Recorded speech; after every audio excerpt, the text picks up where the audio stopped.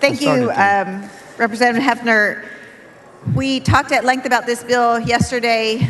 You accepted amendments. I appreciate you accepting amendments, our amendments. You accepted an amendment to create some guardrails in terms of qualifications for these chaplains. You accepted an amendment to exclude known sex offenders, convicted sex offenders from the program. You accepted an amendment to exclude to include background checks for these chaplains, and I appreciate that. What this bill still allows, to my understanding, and I'm going to ask you to please correct me if I'm wrong, what it still allows is a chaplain of a certain faith to go into a school without a parent's permission and proselytize, try to convert to Jesus or to Allah or whoever is the God of that person's choosing. They are specifically trained not to do those things. Okay, how? What do you mean how? I don't know the details of how they're trained, but they are trained especially not to force their beliefs on people. They're there for a resource to listen and support.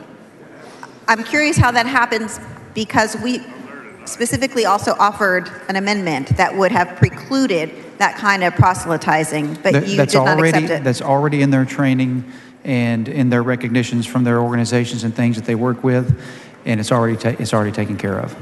And who requires that? To become a chaplain, you have to that's certified under these organizations and things and under these definitions. Okay. They have to have all that training. The bill doesn't itself have a definition. There was an amendment that you accepted that says that the organization the chaplain comes from has to be recognized by the Department of Defense, I believe. Is that what you're talking about? That and other things, but you keep diverting away from the fact that the schools can put whatever regulations and requirements on them as they see fit. Okay, and I appreciate that part. I want to understand your intention for the bill. My intention for the bill, I can tell you real plain and real simple.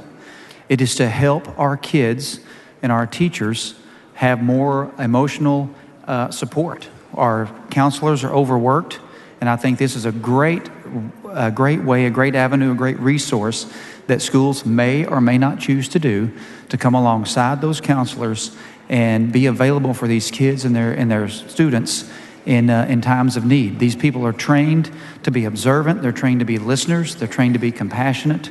It's a calling that they have.